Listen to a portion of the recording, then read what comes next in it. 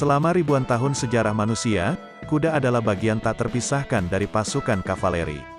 Unit kavaleri biasanya dibutuhkan untuk operasi yang membutuhkan kecepatan, contohnya seperti menerobos titik lemah musuh, melakukan pengepungan, memotong jalur komunikasi, melaporkan sebuah informasi, dan masih banyak lagi. Kuda tentu sangat dibutuhkan untuk tujuan seperti ini. Tapi kuda hanya memberikan kecepatan, tidak dengan perlindungan. Sejak manusia menemukan senapan mesin yang dapat menembak secara cepat dalam waktu singkat, penggunaan pasukan berkuda jadi sangat berkurang efektivitasnya. Melakukan serangan berkuda terhadap pasukan dengan senapan mesin sangatlah beresiko. Mereka bisa saja jadi sasaran empuk untuk ditembak. Jadi pasukan kavaleri butuh sesuatu yang lebih hebat dari kuda, yang dapat bergerak dengan cepat, sekaligus memberikan perlindungan dari tembakan senjata.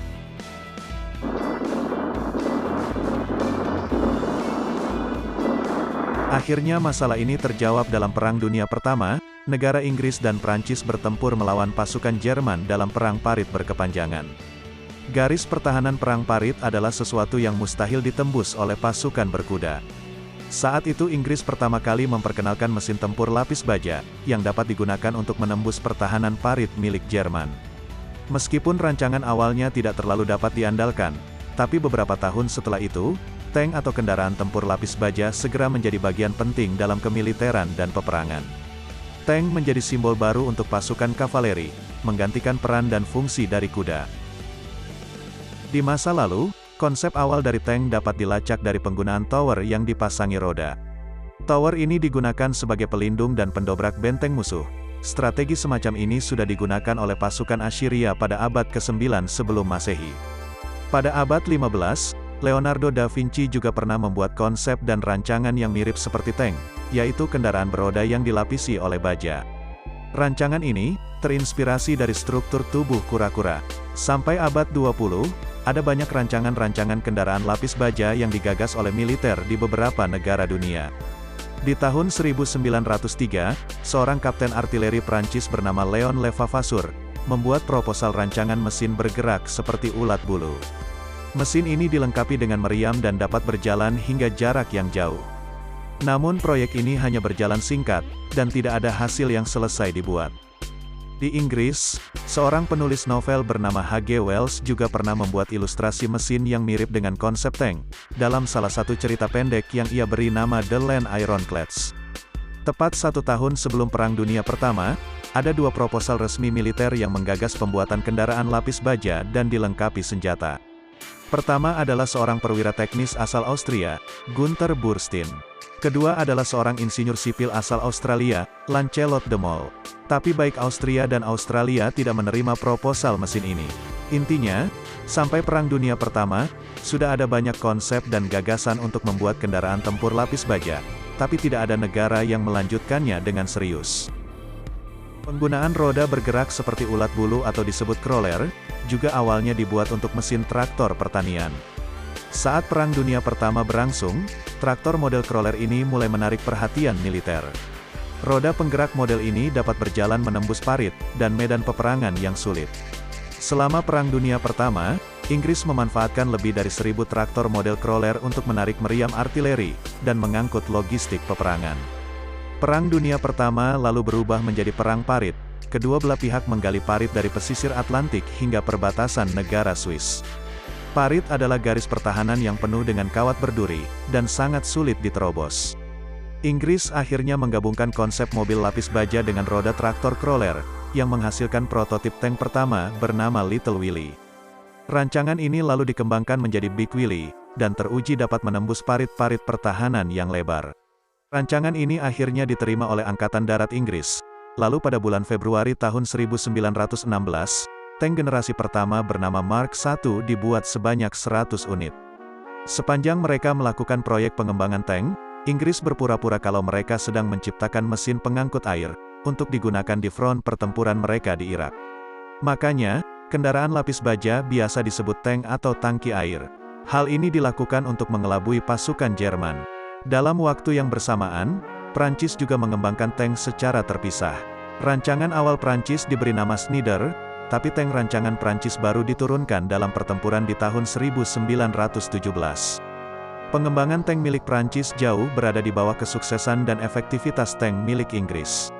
Sehingga Inggris dianggap sebagai negara pertama yang paling sukses mengembangkan tank. Tank pertama kali diturunkan dalam pertempuran Somme pada bulan September tahun 1916, di mana Inggris menurunkan 50 tank model Mark I. Hanya ada beberapa tank yang berhasil memperlihatkan kemajuan yang memuaskan.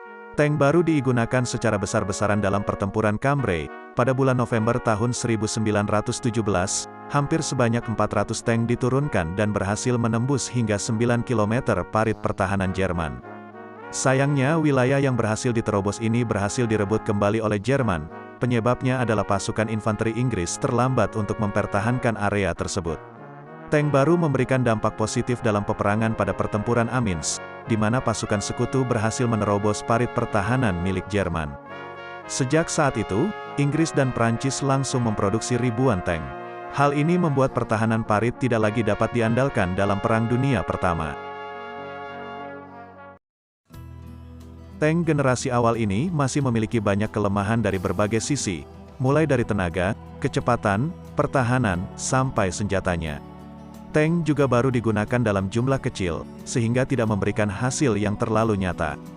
Jerman juga segera membuat senjata tandingan untuk melawan tank milik Inggris dan Prancis. Mereka membuat meriam anti-tank, dan menggali parit yang lebih lebar dan sulit untuk dilewati.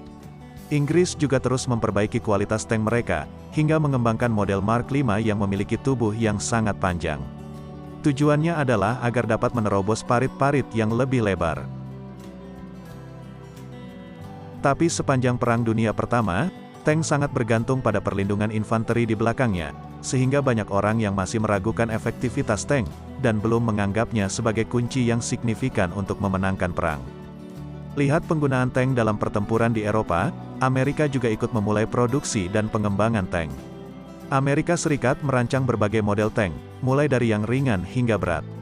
Tapi sampai perang berakhir hanya ada sedikit yang berhasil dibuat dan diturunkan dalam perang. Pada tahun-tahun setelah Perang Dunia Pertama berakhir, para tokoh militer dari berbagai negara mulai menyadari potensi tank dalam pertempuran. Panglima tertinggi Jerman, Jenderal Ludendorff mengakui besarnya pengaruh penggunaan tank sehingga sekutu dapat mengalahkan Jerman. Menjelang akhir perang, Jerman juga sempat memproduksi 90 unit tank. Sebagian besar dari tank milik Jerman berhasil ditangkap oleh sekutu. Para tokoh militer dunia sadar, jika kelemahan-kelemahan tank dapat diperbaiki, ia akan menjadi senjata yang sangat berbahaya di kemudian hari. Ada dua pendapat dalam dunia militer mengenai penggunaan tank. Ada yang menganggapnya sebagai unit untuk mendukung posisi infanteri, tapi ada juga yang menilai kalau tank harus dijadikan sebagai unit independen yang terpisah. Jerman mengambil filosofi yang kedua. Di kemudian hari unit-unit kavaleri tank miliki Jerman dibuat menjadi unit terpisah, dan terbukti sangat berbahaya dan menentukan jalannya perang. Inggris adalah negara dengan teknologi tank yang paling canggih. Akibat krisis ekonomi setelah perang, Jerman dan Prancis tidak punya cukup dana untuk mengembangkan produksi tank. Sedangkan Uni Soviet dan Amerika tidak terlalu serius mengembangkannya seperti yang dilakukan Inggris. Ketika Perang Dunia Kedua terjadi, berbagai kelemahan tank saat Perang Dunia Pertama sudah berhasil diatasi. Produksi tank di negara-negara meningkat hingga puluhan ribu unit. Tank juga sudah dilengkapi dengan radio komunikasi dan berbagai variasi senjata berbeda. Tank memainkan peran yang sangat besar sepanjang perang. Bersama dengan pesawat tempur, tank menjadi bagian utama yang memungkinkan pasukan infanteri untuk menguasai sebuah wilayah.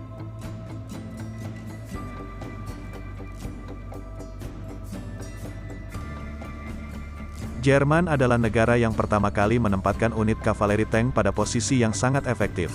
Jerman tidak menjadikan pasukan tank sebagai pendukung infanteri, tapi justru menempatkannya sebagai ujung tombak untuk menerobos perbatasan musuh. Konsep perang kilat yang dilakukan oleh Jerman terbukti dapat menaklukkan banyak negara dalam waktu singkat. Jerman menggunakan serangan tank besar-besaran untuk menjadi jalan pembuka masuknya pasukan infanteri. Meskipun Jerman kalah dalam akhir perang, seluruh negara di dunia saat itu sudah mengakui efektivitas tank sebagai teknologi perang yang paling berbahaya. Semua negara-negara adidaya berlomba-lomba membuat teknologi tank yang paling kuat, cepat dan efektif. Di sisi lain, negara juga berlomba-lomba mengembangkan teknologi untuk menetralisir serangan tank. Saat ini pasukan infanteri sudah dilengkapi meriam ringan, tapi memiliki daya ledak yang dapat menghancurkan tank. Hal ini dipercaya dapat menekan efektivitas tank di masa mendatang. Apalagi perkembangan teknologi serangan udara, pesawat tempur memiliki daya jelajah yang lebih efektif, dan serangan yang lebih berbahaya dibandingkan dengan tank. Seandainya perang besar terjadi lagi di masa mendatang, serangan udara dipercaya akan memainkan peran yang lebih besar dibandingkan peran tank dalam Perang Dunia Kedua. Itu dia penjelasan tentang sejarah tank atau kendaraan lapis baja. Bantu channel ini untuk terus berkembang dengan melakukan subscribe, menekan like, dan meninggalkan komentar.